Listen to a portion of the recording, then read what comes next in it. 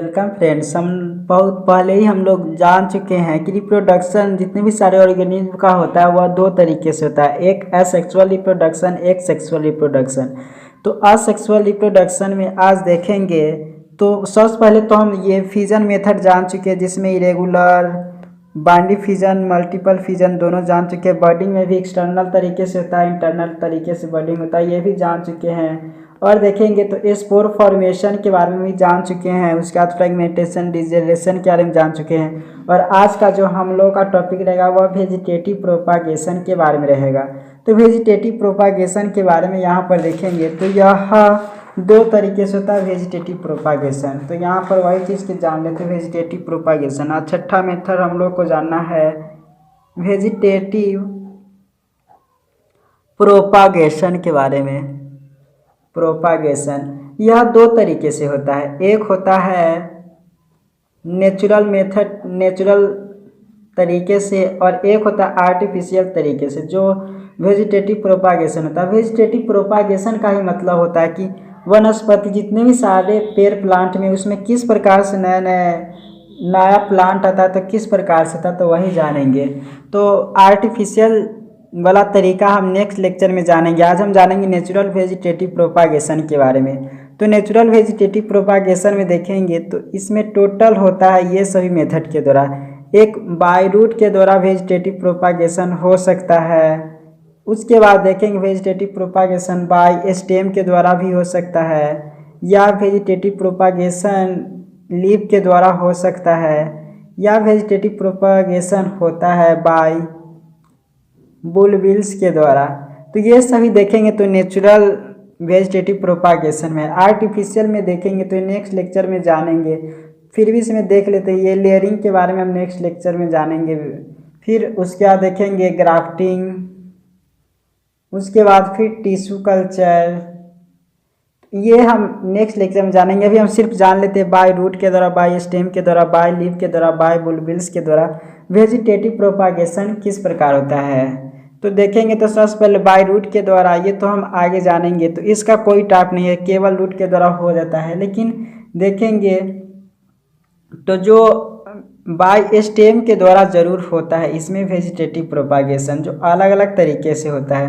तो by stem के द्वारा यहाँ पर देखेंगे तो ये तरीका होता है बाय स्टेम के द्वारा जो वेजिटेटिव प्रोपागेशन होता है। तो सबसे पहला देखेंगे तो जो अंडरग्राउंड स्टेम हो, मतलब जमीन के अंदर वाला स्टेम के लिए अलग तरीके से होता है वेजिटेटिव प्रोपागेशन। और जो होता है यहाँ सब एरियल, मतलब सेम सब एरियल,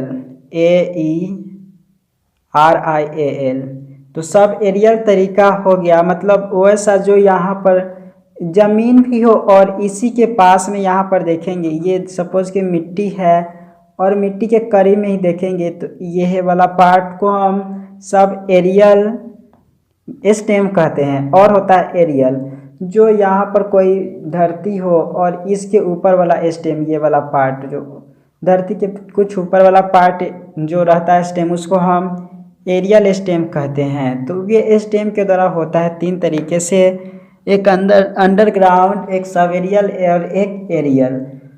तो इसी में जानेंगे। तो यहाँ पर देखेंगे तो एरियल का जैसे एग्जांपल जरूर देखे होंगे, जैसे शुगर केन। आप शुगर केन जरूर देखेंगे, उसमें यही मेथड से होता है, एरियल मेथड से वेजिटेटिव प्रोपागेशन होता है जो कि स्टेम के द्वारा होता है। जरूर देखेंगे शुगर केन को अगर हम काट कर अगर एक को आप 5 अगर भाग करेंगे तो पाँचों को अगर आप मिट्टी में अगर रोप देंगे तो उसमें देखेंगे तो 5 ईंख का पेड़ हो जाएगा। जितने ज़्यादा काटेंगे, मतलब इस प्रकार से एरियल वाला पार्ट को आप सिंपल काट करके हम नया बना सकते। तो ये एरियल हो गया शुगर केन, इसका एग्जाम्पल है। सब एरियल में जो पूरा धरती पर ही रहता है तो उसमें देखेंगे तो आप घास को जरूर देखे होंगे, उसको हम रनर कहते हैं। फिर शकर के बारे में हम अभी तुरंत जानेंगे। फिर उसके बाद स्टोलेन के बारे में हम जानेंगे। फिर उसके बाद देखेंगे तो हम ऑफसेट के बारे में जानेंगे।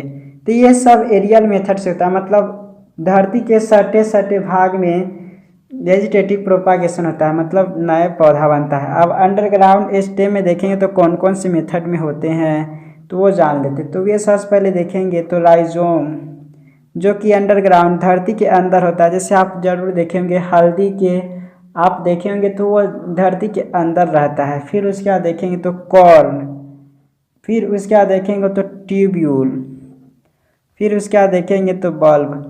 इस प्रकार से ये जानेंगे। तो हम आज ये यहाँ पर जितने सारा है यहाँ पर ये हम सिर्फ अभी आज के लिए हम जानेंगे।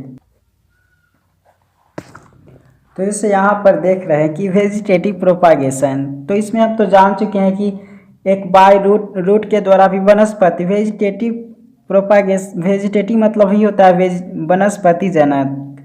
तो इसी में किस प्रकार से वनस्पति जितने भी सारे प्लांट उसमें किस प्रकार से हम नया नया प्लांट उगा सकते हैं वही तरीका हम इसमें जानेंगे। तो यहाँ पर है इट इज़ टू टाइप। तो एक vegetative part plant produce new organism, और प्लांट एक वेजिटेटिव पार्ट एक नया प्लांट उगाते हैं, और एक प्लांट ही प्लांट हम रोपते हैं तो वह अलग तरीके से उगता है। तो हम वही तो ये तो देखेंगे नेचुरल प्रोपागेशन कौन से मेथड में है। तो ये तो हम बहुत पहले मतलब अभी तुरंत जाने हैं कि बाय रूट के द्वारा, by stem, by leaf, by bulbils के द्वारा। आर्टिफिशियल हम नेक्स्ट लेक्चर में जानेंगे। तो पहले जान लेते हैं बाय रूट के द्वारा किस प्रकार से नेचुरल वेजिटेटिव प्रोपागेशन होता है। तो वही नेचुरल प्रोपागेशन में बाय रूट, तो बाय रूट में देखेंगे तो root of plant produce new plant naturally called natural vegetative propagation. Natural vegetative propagation root के द्वारा ही नया होता है। तो उसी को हम जैसे अगर किसी प्लांट की, अगर ये कोई प्लांट है और इसके यहाँ पर एक रूट है और यहाँ पर ये सपोज कि कोई यहाँ पर एक पत्ते सब है, अगर आप रूट के पार्ट को ही आप कट कर के यहाँ पर अगर किसी मिट्टी वाला पार्ट में यहाँ पर ये रूट वाला पार्ट को कट करके रख देंगे तो एक नया यह कुछ साल के बाद यह एक नया प्लांट बना लेता है। तो उसी को हम बाय रूट वेजिटेटिव प्रोपागेशन कहते। तो बस यही पॉइंट वेजिटेटिव प्रोपागेशन जो नेचुरल प्रोपागेशन का था बाय रूट जान लिए। उसके बाद है बाय स्टेम। बाय स्टेम में किस प्रकार होता है तो on the basis of position of stem flowing time, मतलब अगर देखेंगे स्टेम के कहाँ पर मौजूद होता है तो उसके आधार पर हम इस तरीके से डिवाइड किए गए। तो पहले जान चुके हैं स्टेम एक अंडरग्राउंड स्टेम होता है, एक सब एरियल स्टेम होता है, एक एरियल स्टेम होता है। तो हम पहले जानेंगे अंडरग्राउंड स्टेम में राइजोम, कॉर्न, ट्यूब्यूल, बल्ब के बारे में। तो वही अंडरग्राउंड जान लेते हैं पहले। तो underground stem it is flowing type, जो धरती के अंदर रहता है स्टेम उसी को हम अंडरग्राउंड स्टेम कहते हैं। तो इसमें देखें तो सबसे पहला राइजोम है।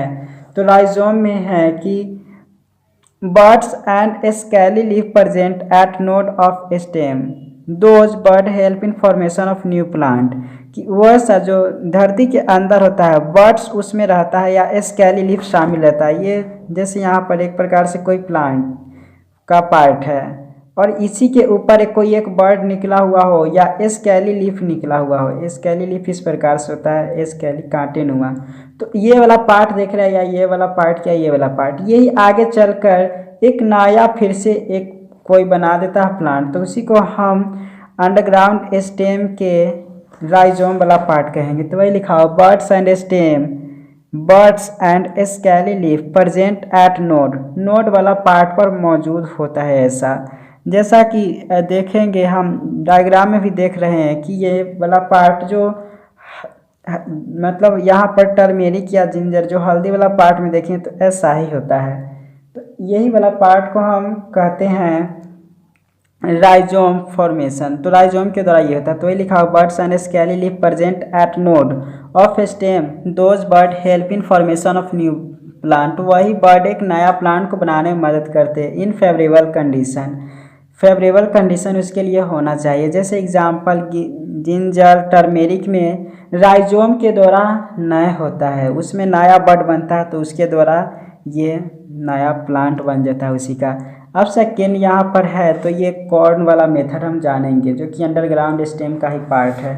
तो इसमें क्या है कि it has following, it has swollen having circular node with scaly birds. जैसे देखेंगे ज़मीन कंद मतलब जरूर अलुआ देखे होंगे तो या एमोरफोलिफिलिक, तो उसमें एक स्केली बर्ड होता है लेकिन सिंपल ये सर्कुलर वाला पार्ट होता है। देख सकते हैं सबसे पहले तो एक ऐसे डायग्राम होता है और उसमें एक नया देखेंगे तो एक इस तरीके से नोड बाहर निकलता है, जरूर अलुआ या जमीन कंद में ऐसा देखे होंगे। तो ये आगे चलकर एक नाया इस प्रकार से स्वोलन वाला पार्ट बना लेता है। तो एक नाया, तो ये स्वोलन होता है, बल्कि यहाँ पर नोड वाला पार्ट पर होता था, लेकिन ये स्वोलन वाला पार्ट है। तो राइजोम में जान गए कि नोड पर एक नाया बर्ड निकलता है, यहाँ पर स्वोलन पार्ट पर एक नाया बर्ड निकलता है, तो वही कॉर्न है। तो ये जान ली। उसके बाद है कि मतलब ट्यूब्यूल के बारे में, या ये ट्यूबर है। तो ट्यूबर के बारे में कि process word over there node, जैसे आई पोटैटो, आलू में देखेंगे इसको ट्यूबर कहते हैं। आलू के डायग्राम जैसे देख सकते हैं डायग्राम में भी, तो ये वाला देखेंगे ट्यूबर का डायग्राम आलू का, ये सपोज कि आलू है तो इसमें जरूर देखेंगे कि उसमें आँख का डायग्राम कुछ रहता है, आँख जैसा। तो बस यही पार्ट को अगर हम कट करके आप ज़मीन में रोपेंगे तो ये आगे चलकर आलू का बहुत सारे आलू बना लेंगे। तो यही ट्यूबर होते थे। ट्यूबर भी समझ में आ ही गया होगा। अब बल्ब का देखेंगे, बल्ब क्या है। तो highly reduced and disc like surrounded by many numerous fleshy leaves, many root arises from its base. Bulb में यह हाईली रिड्यूस्ड होता है और यह surrounded many numerous fleshy leaves के द्वारा होता है। तो यही बल्ब होता है। तो एक बार फिर से पढ़ते कि highly reduced and disc like surrounded by many numerous fleshy leaves, many root arises from its base. बहुत सारे रूट इसी पर होता है। जैसे एक डायग्राम में भी देख सकते हैं कि ये किस प्रकार से लीव्स होता है। तो जो चारों जाने तो वहाँ तो डायग्राम तो देख ही चुके हैं। अगर बनाएंगे तो बल्ब हम ऐसा देख सकते, बल्ब का एग्जांपल ओनियन में देखेंगे तो यह बहुत ही रिड्यूस्ड होता है। ओनियन में जो प्रोसेस होता है वह बल्ब के द्वारा होता है। तो यही हम जान लिए। अब जानते हैं सेकेंड वाला पार्ट आता है स्टेम के द्वारा ही जो होता है, तो वह सब एरियल वाला पार्ट है जो धरती पर ही होता है। तो रनर, सकर, स्टोलेन, ऑफसेट सभी इसी में शामिल है। तो वही हम जान लेते हैं जिसको क्रीपिंग स्टेम कहते हैं। यहाँ पर क्रीपिंग स्टेम, तो रनर में सबसे पहला देखेंगे जो दौड़ने वाला, धरती पर दौड़ने वाला को ही हम रनर कहते। तो वही लिखा हुआ कि root develop at lower side and leaves at upper side while main axis stem earth surface. जैसे दूब ग्रास, मतलब जो दूभी देखे होंगे घास वाला दूभी, तो वह रनर का एग्जाम्पल है। वही कह रहा है कि root develop at lower side, धरती के जो नीचे वाला, मतलब धरती पर होता है लेकिन नीचे की साइड में देखेंगे तो उसका जड़ डेवलप होते रहता है। अपर साइड में देखेंगे तो मेन एक्सिस, और अर्थ सरफेस पर उसका देखेंगे तो स्टेम होते रहता है। जैसे ग्रास का डायग्राम इस प्रकार से देखेंगे तो ये वाला जो यहाँ पर कह रहा है कि ये सपोज कीजिए जो ये धरती वाला पार्ट है, तो इसका जो जड़ होता है घास का जड़, तो इस प्रकार से ये धरती पर इसके अंदर रनर कर रहा है। और इसका जो मेन एक्सिस है यह अपर साइड में है, घास का ये मेन एक्सिस अपर साइड में है। लेकिन इसका जो स्टेम वाला पार्ट है तो वह इस प्रकार से डेवलप होगा। इस प्रकार से ये देख सकते हैं, यही घास का इस प्रकार से उसमें होते रहता है स्ट्रक्चर। तो इस प्रकार से यहाँ पर घास का स्ट्रक्चर बन जाता है धीरे धीरे। तो जैसे यहाँ पर ही बता रहा है वही डायग्राम देख सकते जो यहाँ पर है। तो ये वाला पार्ट रनर में आता है कि ये सरफेस एरिया, मतलब सरफेस है, ये इंटरनोड बीच बीच में प्रेजेंट होता है। जरूर देखेंगे आप, कभी घास को देखेंगे गौर से तब ये सही पता चलेगा। तो ये इंटरनोड होता है। ये ऊपर देखिए तो नोड का डायग्राम दिखाई देगा और इसके अंदर ऐसे ऐसे जो स्ट्रक्चर बना होता है यह रूट का होता है। तो रनर भी समझ में आ गया होगा क्या होता है रनर। अब उसके बाद आता है सेकेंड पार्ट सकर। तो सकर में क्या है कि stem grow inside soil. Stem देखेंगे तो सॉइल के अंदर ग्रो करता है, but branches develop from node, लेकिन उसके नोड वाला पार्ट पर ब्रांच आ जाता है फ्रॉम सॉइल से। तो इसका एग्जांपल बनाना देखेंगे। बनाना का देखेंगे तो क्या उसका स्टेम धरती के अंदर भी तो रहता ही है, लेकिन वह कैसे आ जाता है मिट्टी के ऊपर, तो वही सकर होता है। तो यही लिखा हुआ कि stem grow inside soil but branches develop from node and comes out from soil। तो एग्जाम्पल बनाना एक शक्कर का एग्जाम्पल है। तो हम ये भी जान लिए शक्कर क्या होता है। तो जैसे यहाँ पर इस प्रकार देखेंगे, ये मेन स्टेम है, ये धरती है। तो मेन स्टेम जो सरफेस एरिया के अंदर स्टेम पहले जाता है, फिर ये स्टेम आगे चलकर धरती के ऊपर वाला पार्ट में आ जाता है, तो वही शक्कर होता है। तो हम शक्कर के बारे में भी जान लिए। उसके बाद है स्टोलेन के बारे में, जो यहाँ पर है। तो अब स्टोलेन के बारे में जानते हैं। तो स्टोलेन के बारे में कि stolen stem in which branches develop from lower part of main stem and grows for some distance like arc and finally touch the ground to give rise new shoot. Example jasmine, strawberry. Jasmine और strawberry अगर देखेंगे तो उसमें stolen process के दौरान नया organism उगता है। तो स्टोलिन में क्या है कि यहाँ पर सबसे पहले लिखा हुआ था कि जो यहाँ पर ये धरती का पार्ट है और यहाँ पर एक नया मेन एक्सिस तो डेवलप ऊपर होते रहता है, लेकिन जो इसका स्टेम वाला पार्ट है यह डेवलप होकर इस पर इधर आता है, फिर यहाँ पर आकर एक नया स्टेम ऊपर बना लेता है, फिर यहाँ पर इसी प्रकार से यह डेवलप होता है। तो यहाँ पर आता है एक ऊपर स्टेम मेन एक्सिस बना लेता है। जो यहाँ पर देख रहे हैं ये आर्क यानी कि चाप जैसा स्ट्रक्चर यहाँ पर बन गया। तो ये स्टोलिन मेथड ऐसा, जैस्मीन में देखेंगे तो हमें ऐसा दिखाई देगा। तो वही लिखा हुआ कि stem in which branches develop from lower part of main stem, main stem के लोअर पार्ट से होता है, and grows for some distance like arc and finally touch the ground to give rise new plant. यह नया ground के साथ touch करता है और नया प्लांट देता है। तो बस यही पर डायग्राम देख रहे हैं। तो यही है स्टोलेन का पार्ट। उसके बाद देखते हैं ऑफसेट क्या है। तो ऑफसेट का डायग्राम ये rosette of leaf, rosette of leaf में ऐसा होता है स्ट्रक्चर। तो ऑफसेट के बारे में ये जान लेते हैं कि इट हैव लॉन्ग इंटरनोड, इसके पास लंबा इंटरनोड का डायग्राम, नया long internode and many nodes, each nodes bearing rosettes of leaves and tuft of roots. तो देख सकते हैं यहाँ पर देख रहे हैं रोसेट्स ऑफ लीफ, जो ऐसा स्ट्रक्चर यहाँ पर देख रहे हैं ये है रोसेट्स ऑफ लीफ कहलाता है। तो ये ऐसा डायग्राम बनाता है और यहाँ पर देख रहे हैं ये पार्ट नोड्स का डायग्राम है। तो वही करा कि इट हैव लॉन्ग इंटरनोड, इसके पास बहुत ही बड़ा इंटरनोड होता है, यहाँ से यहाँ तक देख रहे हैं, और मैनी नोड्स, इसमें इस तरीके से नोड्स बहुत सारे शामिल होते हैं। तो यही वही लिखा हुआ कि it have long internode and many nodes, each nodes bearing rosettes of leaves and tufts of root. तो यही ऑफसेट के बारे में था। तो हमने ये भी ऑफसेट के बारे में जान लिया। अब यहाँ पर जान लेते हैं कुछ नोट से रिलेटेड पॉइंट, जो नोट्स लिखा हुआ है।